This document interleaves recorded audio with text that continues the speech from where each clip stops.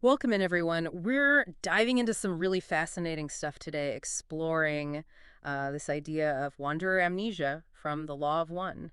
Some of you sent in some really interesting sources about it. Yeah, I was really struck by the material you sent over.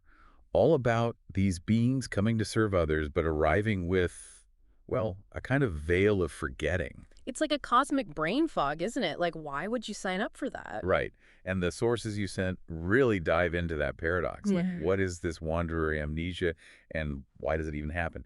And more importantly, how does forgetting become a path to, as they call it, humble service? Yeah, like losing your keys so you can appreciate having a front door, kind of. Well, yeah, I guess you could say that. The core idea here is that wanderers, these beings who choose to come to Earth, become so immersed in our third density reality that they lose their memories of where they came from. They forget who they truly are. Okay, but it's not like a random cosmic accident, right? This forgetting is presented as like a crucial part of how they can best contribute, even if it sounds counterintuitive. It's both a huge challenge and a unique opportunity, as the material describes it. The risk is that they get so caught up in the third density drama, the illusions and all that, that they never remember their true purpose. But the potential payoff is that if they can somehow start to see through that veil of forgetting, their service becomes even more powerful. Exactly. These wanderers, they're often described as coming from sixth density, very evolved beings. They willingly choose to enter this denser, much more chaotic environment, knowing they'll likely forget almost everything about their past wisdom and higher awareness. That's a pretty wild leap of faith. It really is. And the sources frame it as a profound act of sacrifice. And this whole idea of catalyst comes into play here, right? Oh, yeah, definitely. Think of catalysts like the experiences, the challenges, the friction of life that help us grow spiritually. Third density, with all its ups and downs, provides a much more intense set of catalysts than the more harmonious realms these wanderers come from. So it's like a spiritual boot camp, but they voluntarily sign up for amnesia before entering. You got it. The forgetting intensifies those experiences, makes the lessons hit harder. So if they can navigate this world without getting totally lost in the illusions and they start to remember who they really are, that awakening becomes incredibly powerful. Okay, so that's the potential upside. But there's also this whole other side to it, right?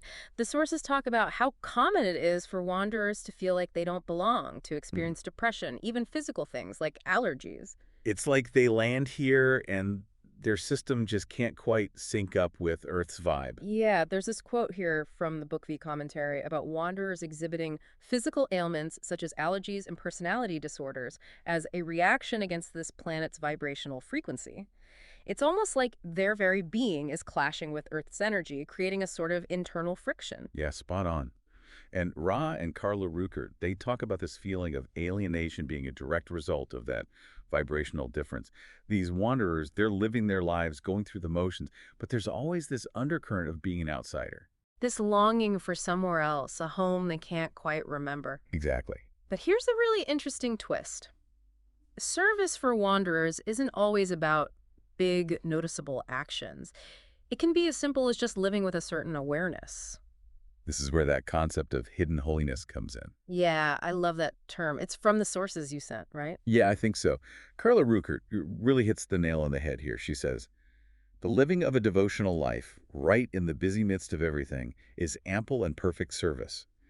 Just the simple living of an everyday life is sacramental when the person is living with that consciousness of all is love, humming its tune beneath our words and thoughts. Just radiating love and kindness in everyday life, even when nobody's watching. That's powerful stuff. It really is. Because even if a wanderer never fully remembers who they are or what they came here to do, Hmm? their inherent nature, their tendency toward love, is still going to have a ripple effect. Okay, but there's got to be a flip side to this too, right? What about the risk that a wanderer never awakens to their true self? What if they spend their whole life lost in the fog? That's a very real fear, and it's addressed directly in the material. Yeah, here's how Carla puts it. There's always the fear, as one enters incarnation, that one will not awaken at all, but be lost for the whole life experience. That's pretty heavy to make this huge decision to serve and then potentially forget everything. It's like It's a gamble, a leap of faith. a huge one.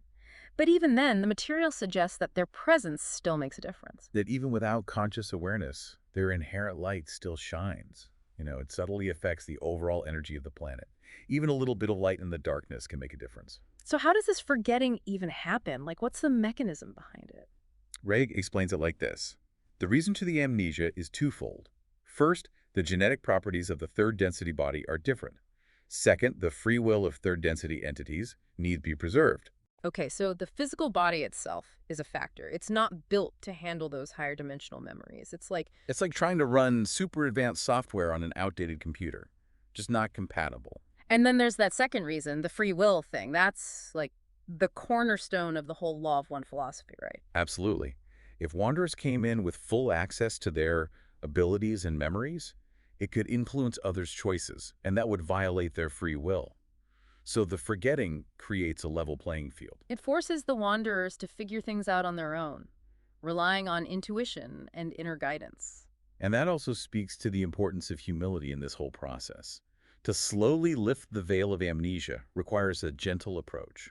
It's about listening to that inner voice, respecting free will. Yeah, it's not about imposing knowledge on anyone. It's more about discovering it together. Right. And the sources you shared describe this forgetting as dimming our metaphysical senses, leaving us to navigate life based on our heart's desires rather than some pre-programmed plan. I found this quote from Carla that really resonated with me. She says, "The forgetting process shuts our metaphysical senses. All that we knew before birth is hidden in the deeper mind. And we set out on our earthly pilgrimage with only our naked selves and our heartfelt desires." It's about sincerity rather than just knowing the right answer. It's about choosing love from a deeper place. It gives those acts of service and compassion a whole other level of meaning. It's not just a duty, it's a heartfelt choice. Now, for anyone out there who's feeling that tug, that feeling of there's got to be something more, like they don't quite belong, Carla speaks directly to you. She says, "There is always the fear that one will not awaken at all, but be lost for the whole life experience. You who read this sentence are probably right in the midst of this awakening process." Wow. So just by being drawn to this idea, by exploring these concepts, could be a sign of that inner remembering starting to happen. It's like a little spark igniting deep inside. And then there's the Wanderer Blues, this deep longing for home, for a sense of purpose, for a way to make a difference. Yeah. Carla observed this in so many people who resonate with the wanderer concept. This feeling of homesickness, this constant yearning for something more. And that homesickness, that's not a bad thing, right? Not necessarily. It can be a powerful motivator. It can push people to search for deeper meaning, to connect with their true selves. And ultimately, it softens the heart. Which in turn allows us to serve more authentically, more compassionately. Exactly. That ache, that feeling of not fitting in, it can be part of the process, pushing us towards our true purpose. So even with this veil of forgetting, the light within these wanderers can still break through. It's not about perfect recall. It's about being present, being kind, being love. It's about living a life that's aligned with your soul, even if you don't remember all the details of where you came from. And that brings us back to that core idea. The wanderers choose to forget, to risk everything so they can serve in this messy, beautiful world. It's a profound act of service, even heroic, some might say. And the crazy thing is that risk, that leap into the unknown, it allows for a massive potential for growth, for positive change. It's like jumping into the deep end of the pool, not knowing if you can swim. But that's where the real growth happens. But that full awakening, that's not guaranteed, is it? It's not a given. And I think that makes the eventual remembrance even more powerful because it requires us to seek, to yearn, to surrender to the unfolding of our path. And all those challenges along the way, those feelings of not belonging, the pain, the doubts, those are signposts, not stop signs. Ray even says that wanderers often have a fairly well-defined symptomology, indicating that they are not of this, shall we say, insanity. That feeling of being different, of not quite meshing with the world around you, could be a sign that you're remembering a different vibration, a different way of being. So those feelings of loneliness, the self-judgment, the grief, maybe those are all part of the process, leading us towards a deeper understanding of compassion. It's about learning to balance wisdom and compassion, not just for others, but for ourselves too. And that's where the concept of living devotionally comes in, right? Finding holiness in the everyday. Carla talks about this a lot. She says, to me at least, the daily things are the most holy. The chores, the errands, all moves in rhythm. We are part of that symphony. Even with the forgetting, we can still choose to live with an open heart, to be present in each moment. That's where the true magic is. Because Choosing to forget, to take that leap of faith, wasn't just a random cosmic event. It was a deliberate act of service made with the purest intentions. It's about offering our love without any expectation of reward or recognition. And the pain, the sensitivities, even the existential angst, these are all part of the experience. The Book V commentary puts it this way. Wanderers exhibit physical ailments or personality disorders, a reaction against this planet's vibrational frequency. It's like a soul-level homesickness. A longing for a vibration that feels more aligned with who we truly are. And the awakening process is a journey, right? It's a slow and steady remembering of that love and light within. It unfolds organically in its own time. It's about finding our way back home, one step at a time. And each step, each challenge, each moment of love adds to the symphony. So it's really about the vibration we bring to everything we do, even the most ordinary things. That's the essence of service. You know, one of the Wanderer regression transcripts you sent really stood out to me. There's this line where the Wanderer is told to help those people. This is your mission. It's like an echo of that ancient calling, reminding us of the reason we're here. And it's also a testament to the power of shared experience.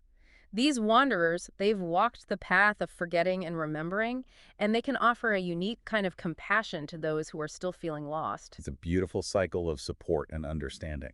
And it reinforces why that veil of forgetting has to be so deep. It's not just about the physical limitations. It's about respecting free will on a fundamental level. Ra makes it very clear that wanderers become completely the creature of third density in mind-body complex. There is just as much chance of such influence to a wanderer entity as to a mind-body spirit complex of this planetary sphere.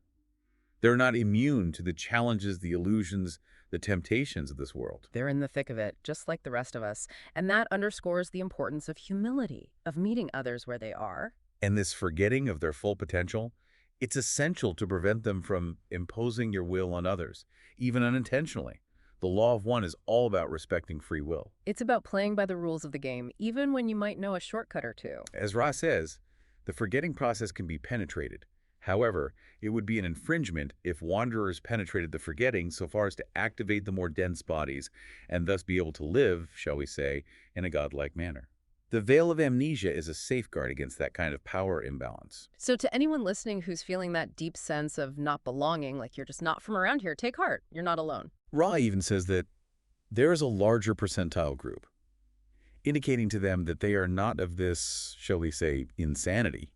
This amounts to a bit over 50% of the remainder. That's huge. More than half the people out there might be feeling this way. It's like a collective remembering, a subtle awakening happening on a global scale. And those feelings, that pain, that struggle to adjust it, can be seen as a catalyst, a reminder of a different way of being. Carla said, "We suffer the results of trying to live in a vibratory range that is difficult for us. Yet we somehow remember a better way to live." That memory, that yearning, that's what drives us towards compassion, towards love. And that love, it's not about fulfilling some grand destiny or remembering a specific mission. It's about being present in the everyday, radiating kindness in every interaction. Carla puts it beautifully. The living of a devotional life, right in the busy midst of everything, is ample and perfect service. As we let love flow through us, others change and the circle of light grows. So no matter what your role is, no matter how much you remember or forget, you can still make a difference just by being you, by being love. And that veil of amnesia, it acts as a shield, protecting the free will of everyone on this planet. It ensures that each individual gets to choose their own path without interference from those who might know better. And even without full conscious awareness, the very presence of wanderers benefits the planet. Ray describes it as the physical presence of wanderers aids the planet. Wanderers serve as beacon or shepherd, as passive radiators or broadcasters of love light. It's like their very being is a source of positive energy, subtly influencing the world around them. Just by being here, they're making a difference. And those feelings of pain, that homesickness, that can be a way of remembering our true home, a home of love and light. The Book V commentary puts it this way. Wanderers exhibit physical ailments or personality disorders, a reaction against this planet's vibrational frequency. They go through the same forgetting process, even as they slowly begin to remember why they have been born here. It's the contrast, the friction that makes us aware of what we're missing, what we're longing for. It's the darkness that allows us to appreciate the light. And the true measure of service isn't about how much you achieve or how many people you help. It's about the love you bring to every moment. It's about being a beacon, a gentle reminder of the light within each of us. It's about service without ego, without seeking recognition or reward. It's about being love, simply and purely. And even those challenges, the emotional turmoil, the struggles, those are all opportunities for growth. Rhee explains it like this. Catalyst is programmed, and the program is designed for the mind-body-spirit complex for its unique requirements. Every experience, even the painful ones, is designed to teach us something, to help us evolve. So this concept of wanderer amnesia, it's a beautiful paradox. It's a challenge, a risk, a leap of faith. But it's also a profound act of service, a testament to the power of love. It reminds us that even in forgetting, we can still remember who we truly are. We can still choose to live with an open heart, to radiate kindness, to make a difference in the world, simply by being present. And perhaps, just perhaps, the very act of exploring this concept, of seeking to understand this veil of forgetting, is a sign of that inner remembrance stirring within you. It's a sign that you're on the right path, even if you don't remember all the details yet. And that's a beautiful thing to ponder. So we leave you with this affirmation. To all who have forgotten who they are, thank you. In your ache, the planet softens. In your gentle presence, light flows. In your quiet struggle, love is born again. You are the hands of the infinite wrapped in the veil. Namaste, beloved wanderer. You are exactly where you're meant to be. Thank you for joining us on this deep dive. Thank you. Until next time.